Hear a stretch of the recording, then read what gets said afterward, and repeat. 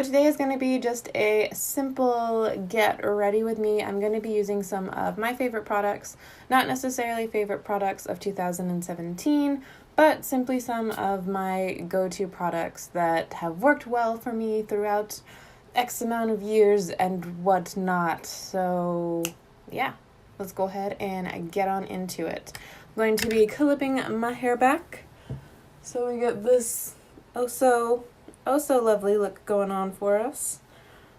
And then I'm going to bring you in close and let's go ahead and get started on the balls.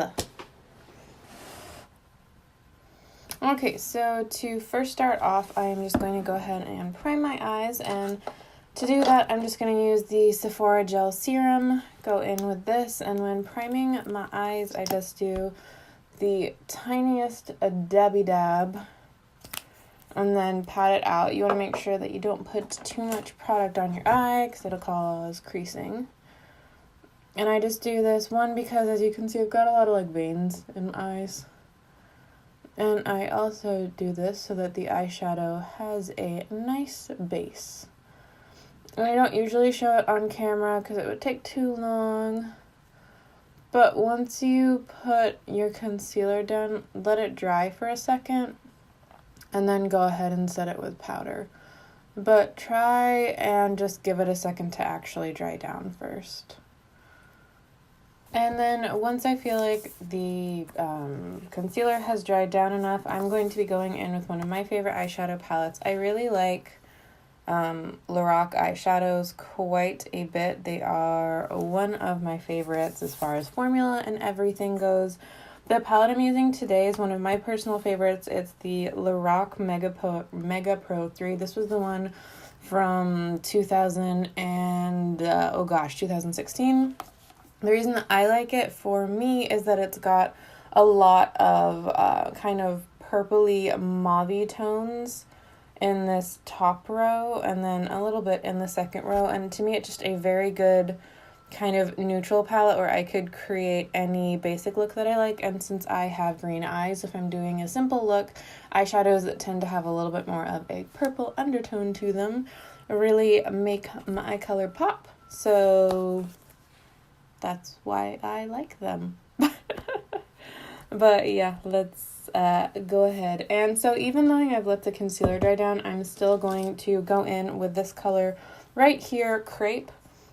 And I am going to lay that all over the eyelid to give a smoother surface for the other eyeshadows to go on top of. I think some people do this, some people don't. It's personal preference. There's pros and cons.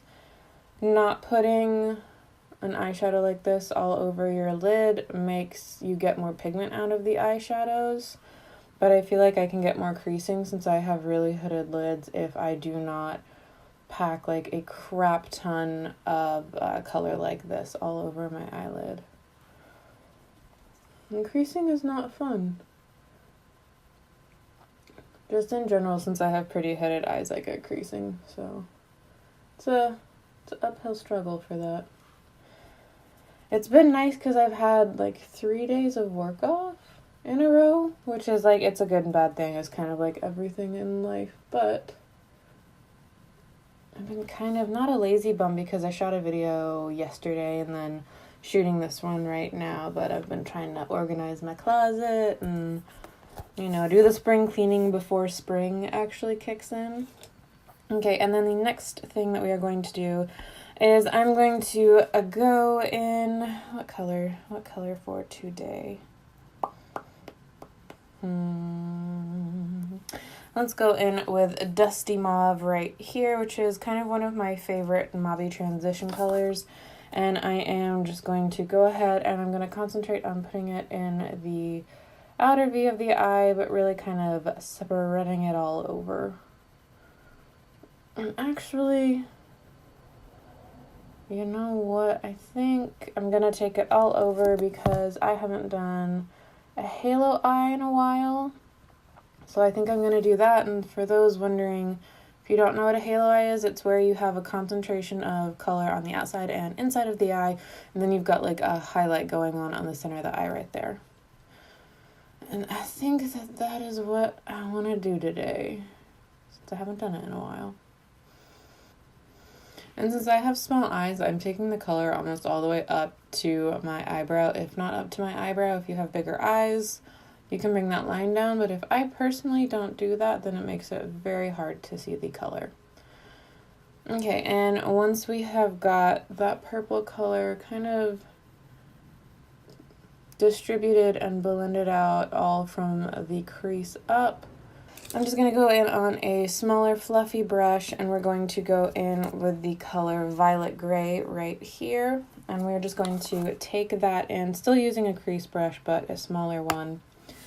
And we are just going to mimic the exact same lines that we did with the first color, but just bringing it down lower.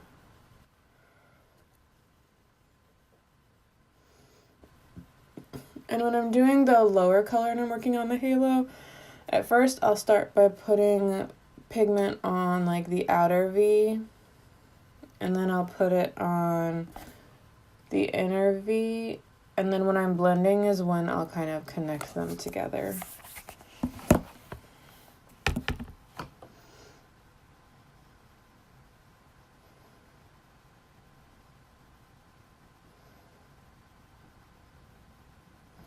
And this is not a precise look that we're doing. This is just kind of like a simple, easy go-to. I like halo eyes because I feel like you can get a very dramatic look pretty quickly without too much effort.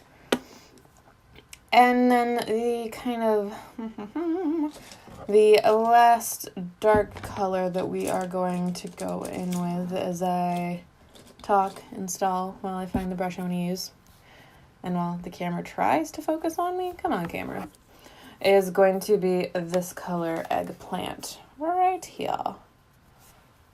Sorry, I flipped the palette on you. It's in the same row of all the other colors I've been using, but that color right there. And I'm just going in on a small shader brush from e.l.f. And I am going to, like a packer brush, and I'm going to pack that color onto the brush, and then I am going to pack it onto my eyeball. And for this, I'm really going to pack it into the inner corner. And then I'm going to pack it onto the outer corner. And I'm really not blending it with this brush at all. Right now I'm just placing it.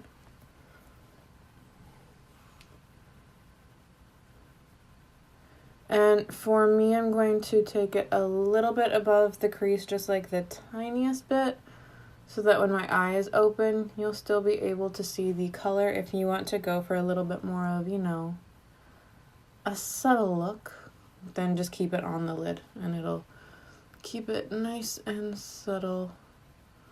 And you can see I haven't drawn or brought this dark purple onto the center. As I'm blending the color out, I'm going to do that, which is what we are going to do right now. So I'm just going to go in with a clean, small, fluffy brush. This is a Real Techniques one.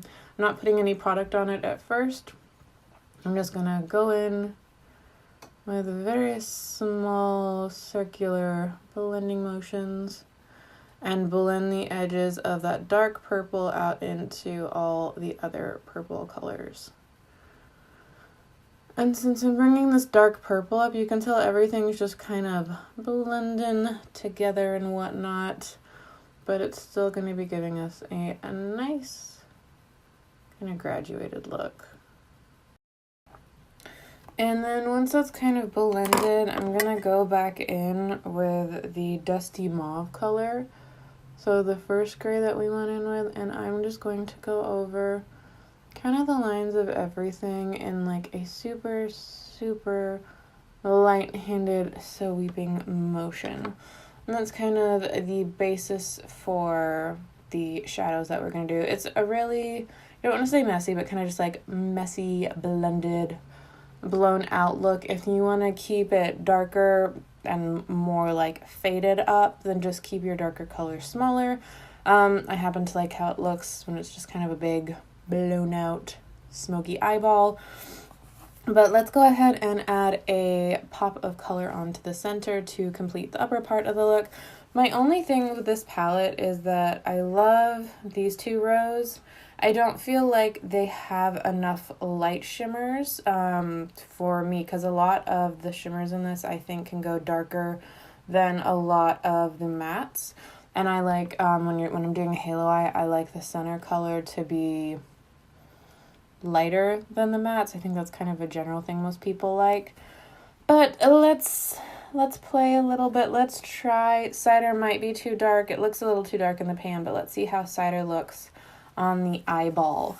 And I'm going to just go in with my finger because I think that works best. And we're just going to do one of these guys.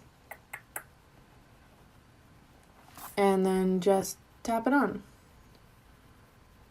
So this is a very pretty gold color. And as you can see, I'm just like tapping it onto the center of the eye. And this is kind of, nice and subtle, but as you can see, it's not as light as I would like it to, which just ties back into what I was talking about earlier in the palette. So then I'm going to mix colors. So we have cider down right now, and I'm going to put some of snow on top of it to see if that can lighten it up and give it a bit more of a, a bit more of what I'm going for. Which, yeah, there we go. I was hoping to still keep it kind of more with a golden tone, but there isn't really a golden tone light enough for what I wanted. But yes, once we have got that, then we are going to go back in with a brush and just kind of feather the edges of the shimmer and the mattes together. And it's just kind of a nice, simple, smoky look. If you want, you can go back in with a dark purple and really just concentrate on putting it here to really intensify the look if you want. I'm doing like everyday makeup, so I like what we got going, so I'm going to keep that, not change it. I'm going to disappear for 2 seconds, well, 2 video seconds, and I am going to finish the other eye, and then when I come back, we will, well, I'm back now. So now that I have got both of my eyes finished, we are going to, well, they're not finished. The top part of the eyeballs are finished.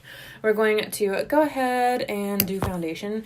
For foundation, as far as for my favorites, I've got a couple. I don't really have a favorite foundation because I feel like I can never find a good shade match for me personally.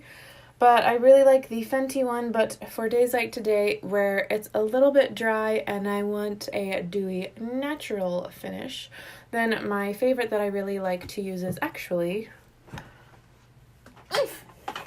it is this guy right here, which is the It Cosmetics Your Skin But Better CC Color Correcting Full Coverage Cream plus Anti-Aging Serum plus 50 SPF. I like the fact that it has sunscreen in it that can make your skin a tiny bit greasier. It does have a strong fragrance to it as well.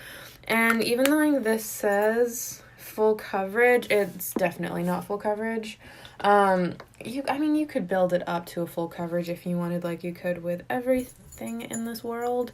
But I like it because it has a nice, very natural look to it. And then I've already primed my skin, so I'm not going to do that on camera. But one of my favorite primers that I've been using recently is the Photo Finish Primerizer. Laura Lee actually mentioned this, I think, in her 2013 favorites. And it's a primer plus moisturizer in one. It has hyaluronic acid. And it's funny because this sounds like all bad things for someone with oily combo skin like me, but this will keep my makeup in place all day, and it also keeps me moisturized without getting too greasy and oily. I don't know how it does it, but when I use it, since it's a moisturizer and primer in one, I won't use my regular moisturizer and then put that on top of it. Not unless I'm like have a really rare, very dry day. I will only use that product so that I'm not getting like too much moisture on my face. But anyways, so that's one of my favorite primers that I have been using. Another one that I really like, speaking of like favorites, since it's kind of a favorites video, is the Prime and Protect Mattifying Primer. I like this one because it also has SPF in it. And it's by Kane Austin. I really like this guy. The only issue that I have with it is tinted, and that color is way too dark for my skin tone. So if I'm using it, I have to make sure that I have a foundation that can really like cover it and blend it into my skin. And then my favorite way to apply one of my favorite foundations is just with a classic foundation brush.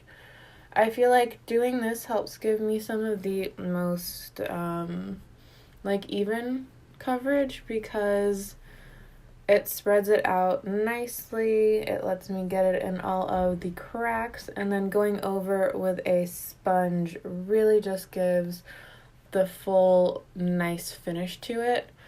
And I'm only using like one pump right now. I might go in with a second pump, but when I'm using foundation, especially if it has a SPF like this one in it, the more I put on, the greasier I'm gonna get, because just by nature products with SPF in them are going to get greasier on your skin just because. And one of the reasons you may be wondering why I even care about the SPF, even if it is not the best for taking a flash photography photo on a day-to-day basis, which is what I use this for. Bring it down the neck a little bit. Sun protection is really important to me, especially because of how white I am. And when I was a kid, I hated sunscreen. I was like, meh! But as I'm getting older and reaching the mature age of 30, like, I have a permanent wrinkle in my forehead that doesn't go away. And stuff like that starts to become a bit more prominent. And also just from working in a dermatology office for a little bit makes you realize how important skincare is to aging. So from a vanity perspective, the sheer, aging aspect of it. And then also, I'm sure it wouldn't surprise me if I get a skin cancer at some point in my life. But, I would like to reduce the amount of skin cancers I get. And I am someone who does their eyes first. I normally don't have a problem blending my foundation into my eye makeup. If anything, my foundation will clean my eye makeup up a little bit. But also, a tip for that, if you're wondering, like, oh my goodness, how are you able to do that, is when I put a concealer down as a base, I'll take the concealer maybe like out to here. So then when I'm blending the foundation, I'm blending the foundation into a concealer. So I'm already blending a product into a product, and I don't just have like naked skin awkwardly hanging out there. And this does have such a natural finish. As you can see, when I use it, you can still see like my acne right there, which I'm fine with. So it does have like a nice medium coverage, but if I get closer, you can still see the imperfections and whatnot of my face. But I like this for an everyday whatnot. Moving onwards, because that's too much information about that. So another thing then, since I have used a product that can get more greasy on me, I will go in and set it with the Laura Mercier setting powder that is known for mattifying. Because the more greasy of a face product I use, then I'll mattify it. But before I do that, since I'm getting ahead of myself, since I am kind of rambling, I'm first going to go in with concealer. And I'm just going to do, so I'm doing a very, very, not natural, but light makeup. I'm just going to use the tiniest dabs of concealer. But I don't know, it's probably like maybe just being a trained monkey, but I feel like it does give dimension to the face, so I still like to do it, even if it is just a tiny amount. Plus, too, speaking of getting older, as I'm getting older, this helps with the bags under my eyes. Shape tape, I do feel like you need to be careful with it though, because since it's so high coverage, once it sets, and it can really show off the wrinkles under your eyes. It can really highlight those bad boys if you're not careful.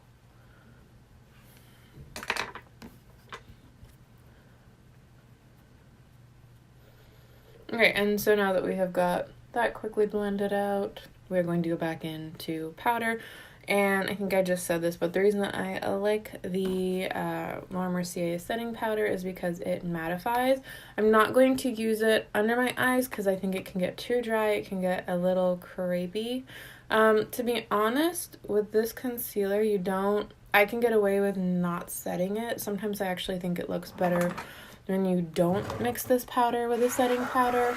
But my favorite powder for setting under the eyes is the Besame Lavender Powder, which has a slight purple hue to it. So I'm going to quickly set under the eyes, and when I do this, I'm going to look up to try and avoid setting those wrinkles. So I'm just going to make a funny face while talking to you on the camera. And yeah. Sometimes what I'll do accidentally is when I'm making under the eyes, I'll take the powder too far out.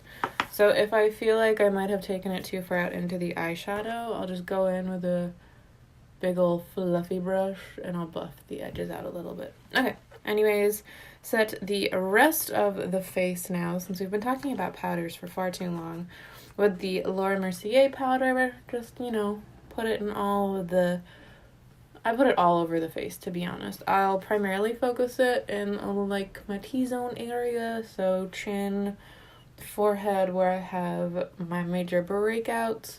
But then I will take the excess of the powder and put it all over the face, since if I'm wearing this to work in particular, I really want it to stay on through all the sweat and whatnot. Okie dokie. And now the eyebrows. My favorite eyebrow gel, it's like the only one that I use because I'm not adventuresome when it comes to eyebrow products. I am incredibly simple, incredibly basic, incredibly uninspiring in the eyebrow department.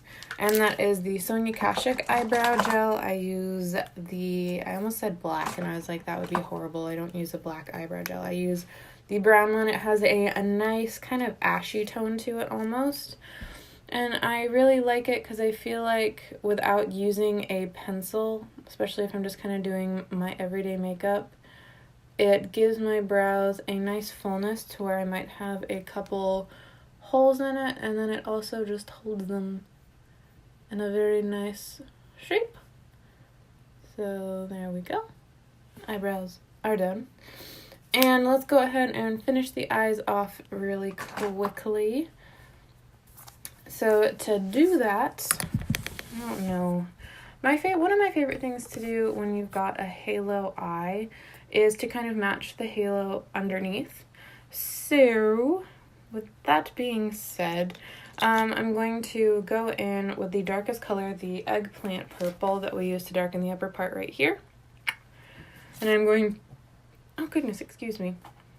I'm going to take it on a very small brush, another Real Techniques one, and I'm going to put it on the outer lash line, so from corner of the eye to here, mimicking that line from the halo. So we're going to stop it right there.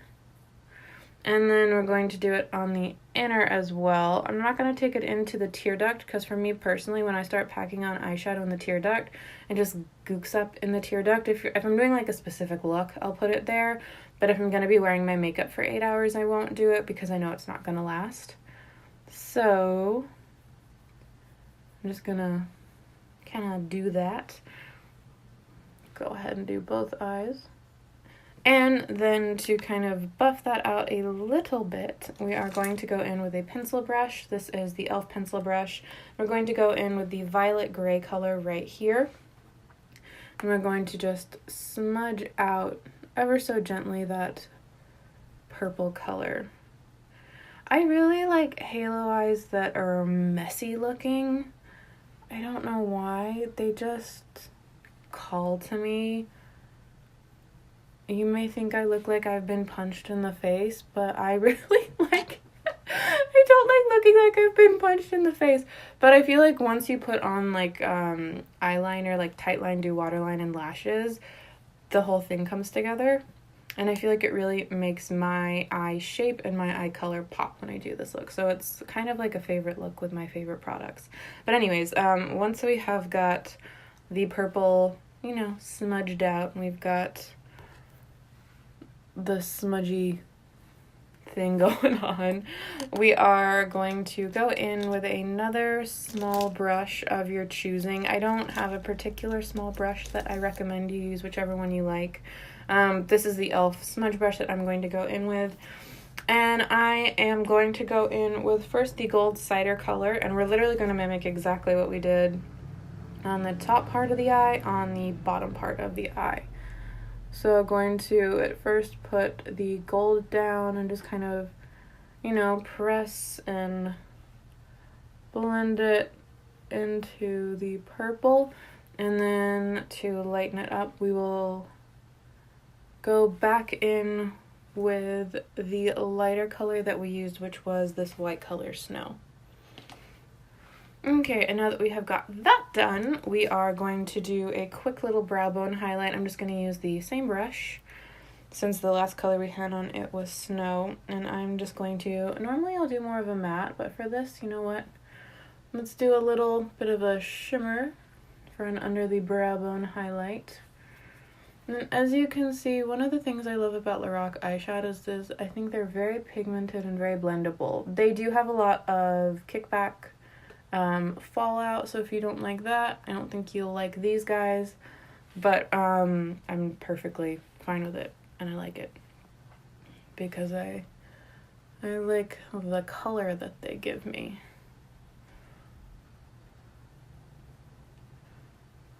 Okay, and now that we have got our brow bone highlight, we are going to do the inner corner highlight very, very quickly. Just going in with another tiny brush. I'm using a lot of small brushes. Technically, this says it's the e.l.f. Professional Concealer Brush, but it's just like a tiny little guy like that. Gonna use the same color, the white color Snow, and do kind of a nice, intense, little blinding inner corner highlight. I feel like when you've got all the smokiness going on, it can close your eyes off. So putting a really nice blinding inner corner highlight is really gonna kind of open the eyes back up again. Oh, itchy nose. Itchy nose. It's like one of my least favorite things with makeup is like when your nose gets super itchy. Okay, so now that we've got that, to finish off the eyes, I'm just going to tightline and waterline them with black. My two favorite pencils for doing that are the Marc Jacobs, I think this is, it's their black one. I forget what fancy name and or number they give it. It's called Blacker, but spelled with Q-U-E-R, because they're trying to be fancy. And then I also, though, very much like the Rimmel London, this is the Exaggerate Waterproof Eyeliner in the color Blackest Black. I love both of these. I do think the Marc Jacobs is a little bit more pigmented, but it's also $20 more. So this works almost just as well, so I do recommend it. And this one is smaller. The applicator is smaller, which is nice, so you have more control and you will not get black eyeliner everywhere. But I'm going to tightline, and then I am just going to waterline. And once we have got our eyes tightlined, sometimes if you only tightline like from here to here on your eye, it will actually help open it up. When you bring the black down here, it's going to give a nice, really smoky look to it, but it can close your eye off, so depends on the look you're going. But to kind of help keep my eyes open, I am only bringing the tightline to about here on the eyes. And now we're just going to add mascara. I have two favorites. I'm not going to be able to find one of them because, oh wait, no, I did find it. So my two favorite mascaras are the Telescopic Mascara by L'Oreal. This is really good for like kind of those spidery eyelashes. And then the other one is the Better Than Sex by Too Faced. So I'm going to use the Better Than Sex by Too Faced today because I want that voluminous, kind of thick, messy eye look going on. And this is really when everything kind of starts to come together. And then once we have got that, the only thing we have left to do are the lips. Well, lips and blush. I keep on getting ahead of myself. But for blush, one of my favorite blushes that I've been using, I have a couple. I really love the Tarte Bazaar palette. This is a more recent one though, and it's limited edition, but all the colors in it I think are great. I love the whole color spectrum. But for kind of a favorite that I use all the time, eek! I love the Physicians Formula highlighter. Not highlighter, but blush. And this is in the color Blushing Peach. It's the powder palette. To me, for my skin tone anyways, this is one of the best natural blushes. And I'll just swirl it around on a brush like that. Tap off the excess, and I'll just add a little bit for a nice kind of flush of color back into the face. And I feel like this blush is the perfect color where it just adds like life back into the face. It's not a blush that is like, I'm blush. It just gives you life again. And we can do a highlight. I don't do highlight a lot of the times on a regular day-to-day, but one of my favorite highlights, I'm trying to think which one. One of my favorite highlights is the Pixie one. It's got some gold in it. I'm not sure. It's this Pixie highlighter right here, and it just has a very nice natural finish to it. It's called, this is London Luster is the color that I'm going to be using today.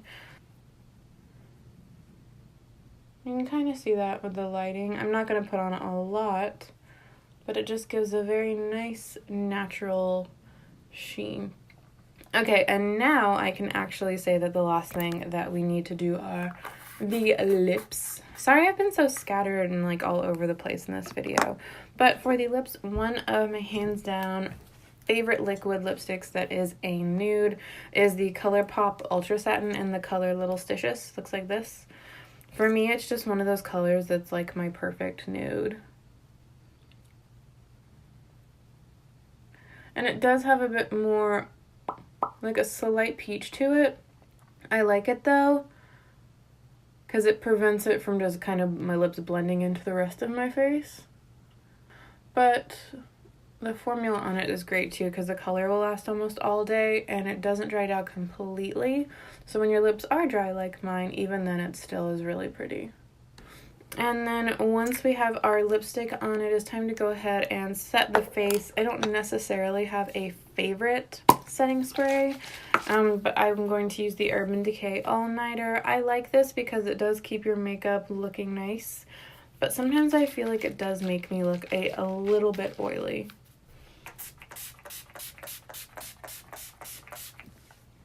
It's one of like the first times I've ever done that on camera. But yep, that is the complete look using some of my kind of like all-time favorite makeup products. Thank you for sticking this one out. I know it was kind of ended up being a very chatty get ready with me, but I hope that you liked it, that maybe it helps you pass the time while you were sitting and getting ready yourself. But if you did like it, please give me a thumbs up down below. You know what's going on down there. And if you really liked it, then please click that subscribe button, and I hope that I get to see you in the next video. Have a good day, night, evening, wherever you are, and mwah, goodbye.